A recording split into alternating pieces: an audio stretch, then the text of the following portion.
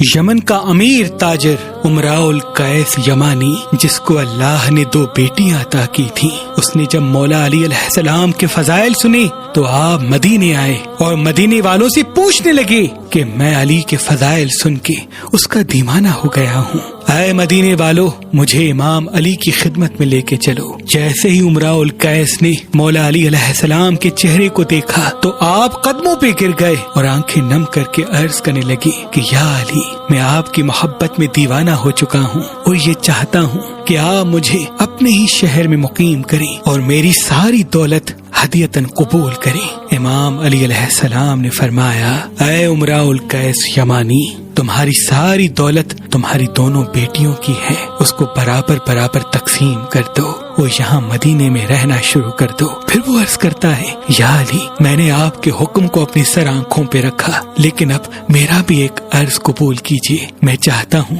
کہ میری دونوں بیٹیاں آپ اپنے دونوں بیٹوں کے حرم میں لے لیں، میری بڑی بیٹی کو اپنے بڑے بیٹے حسن کے لیے اور میری چھوٹی بیٹی رملہ کو اپنے بیٹے حسین کے لیے۔ امام علی علیہ السلام نے ان دونوں شہزادیوں کے رشتے قبول کیے اور بڑی بیٹی کا نام ام فرواہ رکھا اور امام حسن سے اس کا نکاح کروایا، اور چھوٹی بیٹی کا نام بی بی ام رباب رکھا اور امام حسین کا ان سے نکاح کروایا۔ اور پھر مدینے میں ایک بہت بڑا گھر امام علی علیہ السلام نے ان کا بنایا اور وہ وہیں رہنے لگے۔ امراء القیس اپنی پوری دولت اپنی دونوں بیٹیوں میں برابر برابر تقسیم کرتے ہیں، پھر وہ اپنی زوجہ کے ساتھ مدینے میں رہتے ہیں۔ آپ کی اور آپ کی زوجہ کی قبر آج بھی جنت البقیع میں موجود ہے۔ بی بی رباب امام حسین علیہ السلام کے نکاح میں آتی ہیں تو آپ کی سخاوت پورے عرب میں مشہور ہونے لگتی ہے۔ آپ کے گھر سے کوئی بھی سوالی خالی نہیں جاتا۔ بی بی رباب بہت ہی کم گفتگو کرتی تھی، یہاں تک کہ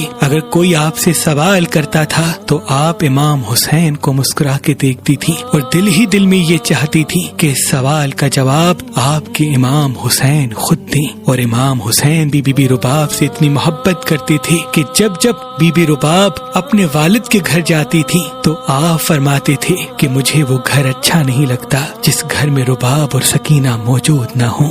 تاریخ 20 رجب 56 ہجری کو مدینے میں اللہ پاک نے امام حسین اور بی بی رباب کو ایک بیٹی عطا کی جس کا نام امام حسین نے سکینہ رکھا، اور 9 رجب 60 ہجری مدینے میں اللہ پاک نے امام حسین اور بی بی رباب کو ایک بیٹا عطا کیا جس کا نام آپ نے علی اصغر رکھا۔ بس دور بدلتا رہا اور امام حسین نے مدینہ چھوڑنے کا فیصلہ کیا۔ یہ خبر جب بی بی ام رباب تک پہنچی تو آپ نے عرض کیا، اے میرے آقا حسین، میں اپنی پوری دولت آپ کے قدموں میں قربان کرنا چاہتی ہوں۔ امام حسین نے فرمایا، ہمارے گھرانے میں یتیم بیٹیوں کی دولت پر حق جتایا نہیں کرتے، اے ام رباب اس دولت پہ تمہارا حق ہے۔ بس تمام بیبیاں امام حسین کے ساتھ قافلے میں شامل ہوتی ہیں اور یوں یہ قافلہ مدینے سے باہر نکلتا ہے۔ جب یہ قافلہ مدینے سے نکلا تب بی بی سکینہ کی عمر مبارک 3 برس 7 ماہ اور 4 دن کی تھی، اور معصوم علی اصغر کی عمر مبارک صرف 18 دن کی تھی۔ جابر ابن میسم فرماتے ہیں، جیسے ہی امام حسین کا قافلہ مدینے سے باہر نکلا کہ جیسے 2 الگ الگ قافلے چل رہے ہوں، ایک وہ قافلہ جس میں پورا بنی ہاشم تھا اور دوسرا وہ قافلہ جو امام حسین کے قافلے کے پیچھے پیچھے آ رہا تھا جس میں جناب رباب اور ان کے خادمین تھے۔ بس جیسے ہی یہ قافلہ مکے پہنچتا ہے، امام حسین بی بی رباب سے فرماتے ہیں، اے رباب اپنے تمام خادمین کو واپس مدینے بھیج دو، کیونکہ اب ہم مکے سے اپنا وعدہ نبھانے کے لیے جا رہے ہیں۔ اور جب 6 ماہ کے بعد یہ قافلہ مدینے سے مکہ اور مکہ سے کربلا کا سفر کر کے پہنچتا ہے تو نواسائے رسول پہ ظلم کی انتہا ہو جاتی ہے۔ 2 محرم 61 ہجری کو کربلا پہنچتے ہیں۔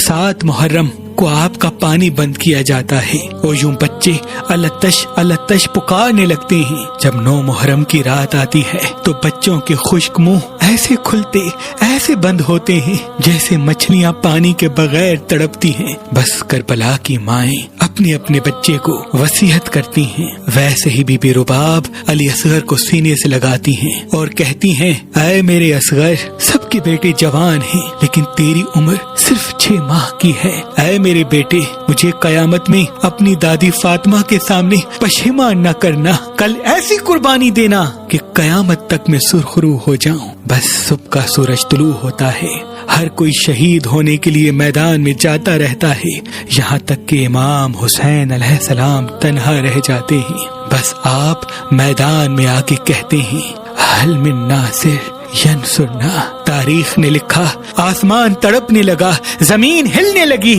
اور وہاں خیمے میں جھولے سے علی اصغر خود کو زمین پہ گرا دیتے ہیں۔ بیبیوں کے رونے کی آواز بلند ہوتی ہے۔ امام حسین خیمے میں آتے ہیں اور کہتے ہیں، اے زینب و رباب، ابھی میں زندہ ہوں، تمہارے رونے کی آواز باہر تک آ رہی ہے۔ اتنے میں بی بی رباب علی اصغر کو گود میں اٹھا کے امام حسین کے پاس لے کے آتی ہے اور کہتی ہے، اے میرے آقا، جیسے ہی آپ نے کہا کہ ہے کوئی مجھ غریب کی مدد کرنے والا، اس بچے نے اپنے آپ کو جھولے سے گرا دیا۔ امام حسین نے علی اصغر کے چہرے کو دیکھا، پیشانی کا بوسہ لیا اور پھر علی اصغر کو زمین پہ رکھتے ہیں۔ بی بی رباب دیکھتی ہیں جیسے کفن میں کسی بچے کو لپیٹا جاتا ہے، ویسے علی اصغر کو لپیٹ کر امام حسین سینے سے لگاتے ہیں اور فرماتے ہیں، میں علی اصغر کو پانی پلا کے آتا ہوں۔ آپ خیمے سے باہر نکلتے ہیں، تمام بیبیوں کے ساتھ بی بی رباب بھی خیمے سے یہ منظر دیکھ رہی ہوتی ہیں۔ امام حسین فوج یزید کے سامنے آ کے کہتے ہیں، اے میرے نانا کی امت، میں تمہارے رسول کا نواسا حسین ہوں اور یہ معصوم میرا بچہ 3 دن کا پیاسا ہے۔ اگر تمہاری دشمنی ہے تو مجھ سے ہے، اس معصوم بچے نے تمہارا کیا بگاڑا ہے؟ مجھے اس بہتی ہوئی فراز سے، جہاں سے مسلمان، کافر، یہاں تک کہ تمہارے جانور بھی پانی پیتے ہیں، مجھے بھی اس بچے کے لیے تھوڑا سا پانی دے دو۔ 3 دن مسلسل پیاسا رہنے کی وجہ سے اس کی ماں کا دودھ خشک ہو چکا ہے۔ امام حسین کے یہ مظلومانہ جملے جیسے ہی فوج یزید نے سنے تو وہ اپنے چہروں کو چھپا کے عمر بن سعد کو دیکھنے لگی اور کہنے لگی، اللہ کی لعنت ہو تم پر، تو ہمیں بچوں سے لڑنے کے لیے یہاں لے کے آیا ہے، اس بچے کو پانی دو ورنہ ہم تیرا لشکر چھوڑ کے جاتے ہیں۔ عمر بن سعد نے جیسے ہی دیکھا کہ یہاں بغاوت کا ماحول پھیل رہا ہے، وہ فوراً دوڑ کے حرملہ کے قریب جاتا ہے اور کہتا ہے، اے حرملہ،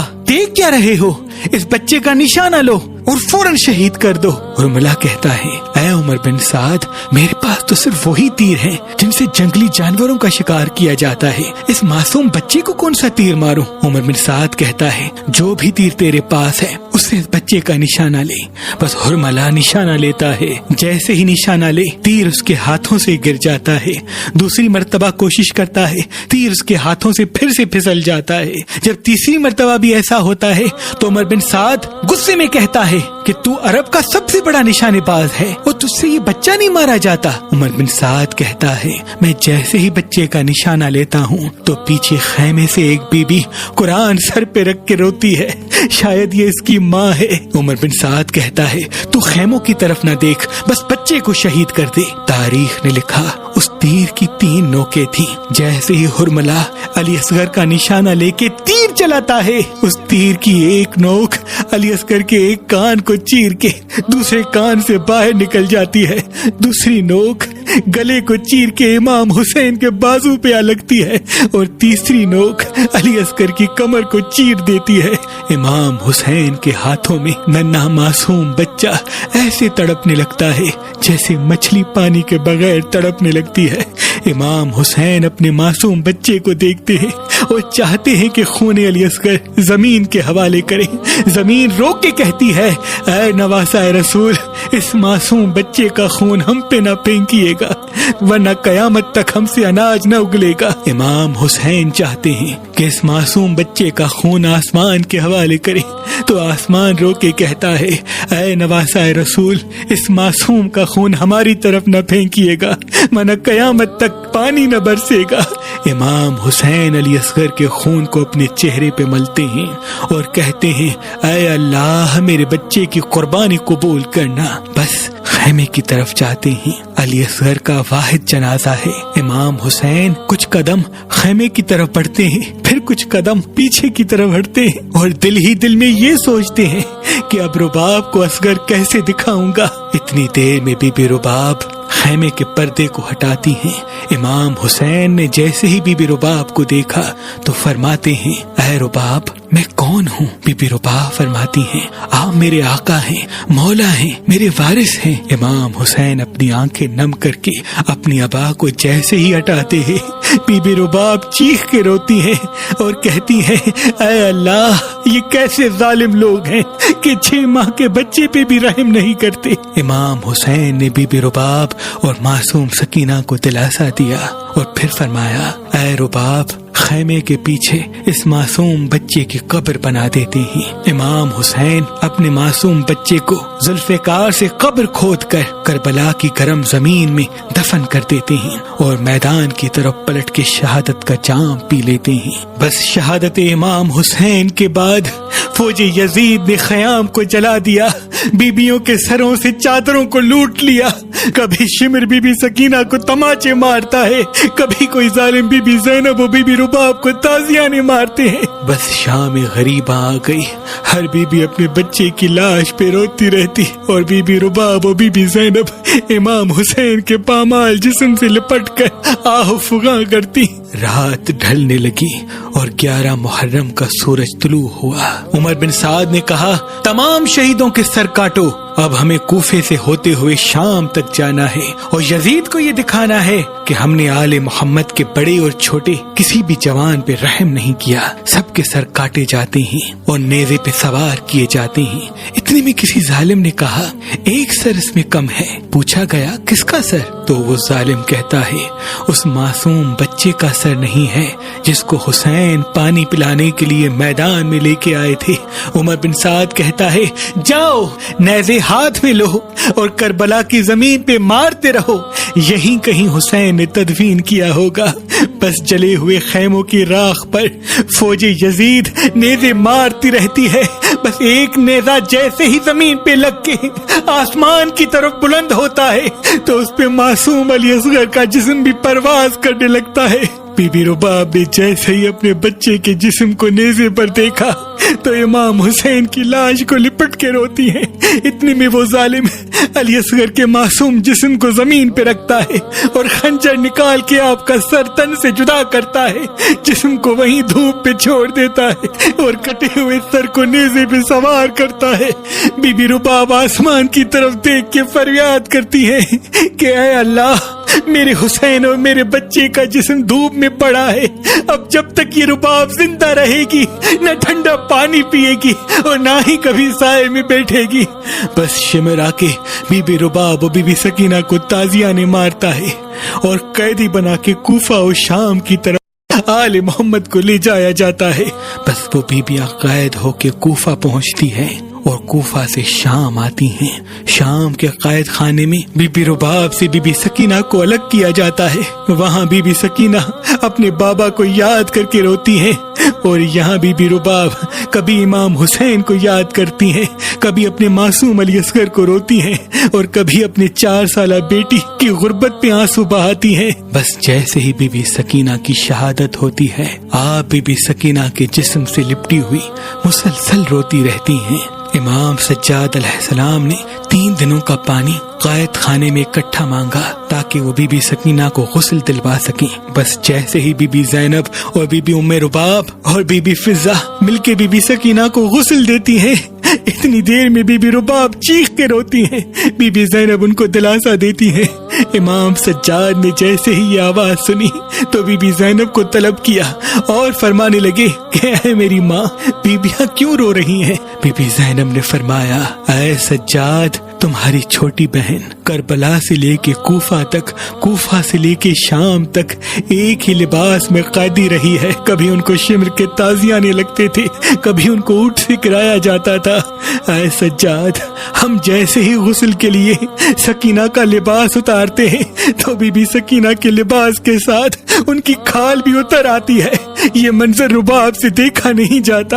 امام سجاد فرماتے ہیں اللہ کی مرضی یہ ہے کہ میری بہن سکینہ کو اسی لباس میں تدفین کیا جائے۔ بس بی بی سکینہ کی قبر بنائی جاتی ہے اور بالآخر سالوں کی قید کے بعد جب بیبیوں کو رہائی ملتی ہے تو ساری بیبیاں بی بی سکینہ کی قبر پہ آ کے الوداع کہتی ہیں۔ بی بی رباب اپنے آپ کو بی بی سکینہ کی قبر پہ گرا دیتی ہیں اور زار و قطار روتی ہیں اور کہتی ہیں، اے سکینہ، تیرے بابا نے وصیت کی تھی کہ میری اس بیٹی کا خیال رکھنا، اب تجھے میں تنہا یہاں کیسے چھوڑ کے جاؤں؟ بی بی زینب امام سجاد بی بی رباب کو دلاسا دیتے ہیں اور یہ شام والوں کو وصیت کرتے ہیں کہ بی بی سکینہ کی قبر پہ روز چراغ جلایا کرو، اور پھر کربلا سے ہوتے ہوئے مدینے واپس آتے ہیں۔ جیسے ہی بی بی رباب مدینے آتی ہے تو اپنی پوری دولت امام حسین کی مظلومیت لوگوں میں بیان کرنے کے لیے قربان کر دیتی ہے۔ آپ وہ محترمہ ہیں جنہوں نے مجلس کروانے اور مجلس میں نیاز کا اہتمام کروانے کا رواج عام کیا۔ مدینے میں لوگ دور دور سے آتے اور امام حسین کے مصائب سنتے اور بی بی رباب کا نیاز کھاتے۔ بس کچھ وقت گزرا تو مکے کا ایک عالم درس کے لیے امام سجاد کی خدمت میں آتا ہے۔ امام سجاد علیہ السلام کے گھر میں جیسے ہی وہ داخل ہوتا ہے تو اس کا گزر صحن سے ہوتا ہے۔ وہ دیکھے ایک بی بی دھوپ میں بیٹھی ہوئی رو رہی ہے۔ وہ طالب علم امام سجاد کی خدمت میں آ کے اپنے سوالات کرتا ہے، جوابات حاصل کرتا ہے، اور پھر جب جانے کا وقت ہوتا ہے جیسے ہی پھر سے صحن سے گزرے تو وہ ضعیفہ جہاں سایہ آ گیا تھا وہاں سے اٹھ کے جہاں دھوپ ہے وہاں آ کے پھر بیٹھی ہوتی ہے۔ بس وہ گھر سے باہر آ کے امام سجاد سے دست ادب جوڑ کے ایک عرض کرتا ہے کہ اے امام وقت، میں نے آپ کے گھر میں ایک عجیب منظر دیکھا کہ ایک ضعیفہ تھی جو دھوپ میں بیٹھی ہوئی تھی، شاید اس سے کوئی غلطی ہو گئی ہے تب ان کو سزا میں دھوپ میں بٹھایا گیا ہے۔ اے میرے امام، میں اس کی طرف سے معافی مانگتا ہوں، اس کو سائے میں بٹھا دیجیے۔ امام سجاد خون روتے ہیں اور فرماتے ہیں، اے شخص، وہ ضعیفہ کوئی اور نہیں بلکہ میری ماں ام رباب ہے۔ میری ماں نے جیسے ہی میرے بابا کا پامال لاشا دھوپ میں دیکھا تو اللہ سے وعدہ کیا کہ جب تک زندہ رہوں گی نہ ٹھنڈا پانی پیوں گی اور نہ ہی کبھی سائے میں بیٹھوں گی۔ بس وہ طالب علم روتا ہوا چلا گیا۔ ایک دن بی بی رباب دھوپ میں بیٹھی ہوئی زار و قطار رو رہی تھی۔ امام سجاد نے جیسے ہی یہ منظر دور سے دیکھا تو بی بی زینب کے ساتھ قریب آئے اور فرمانے کہ ہم نے آپ سے کچھ نہیں مانگا، بس آج آپ سے یہ گزارش کروں گا کہ اب آپ بھی سائے میں آ جائیے۔ بی بی رباب نے رو کے کہا، اے میرے بیٹے، میں نے امام حسین کی لاش کو دیکھ کے اللہ سے وعدہ کیا ہے کہ میں کبھی سائے میں نہیں آؤں گی اور نہ ہی ٹھنڈا پانی پیوں گی۔ بس اتنے میں امام سجاد فرماتے ہیں، میں امام وقت ہوں اور آپ کو حکم دیتا ہوں کہ آپ سائے میں آ جائیے۔ بی بی رباب نے جیسے ہی یہ سنا تو آسمان کو دیکھا اور فریاد بلند کی کہ اے اللہ، ایک طرف امام وقت کا حکم ہے اور دوسری طرف میرا حسین سے کیا ہوا وعدہ، اب میرا وعدہ وفا کرنا۔ بی بی رباب جیسے ہی اٹھنے کی کوشش کرتی ہیں، بی بی زینب اور امام سجاد بی بی رباب کو سہارا دیتے ہیں۔ اتنے میں امام سجاد فرمانے لگتے ہیں، انا للہ و انا الیہ راجعون۔ بی بی رباب اپنے اللہ سے جا ملتی ہیں اور پھر امام سجاد نے بی بی ام رباب کی قبر بھی جنت البقیع، جہاں ان کے والد اور والدہ کی قبر موجود ہے، وہاں بنا دی۔ سلام ہو بی بی رباب پر، سلام ہو معصوم علی اصغر پر، سلام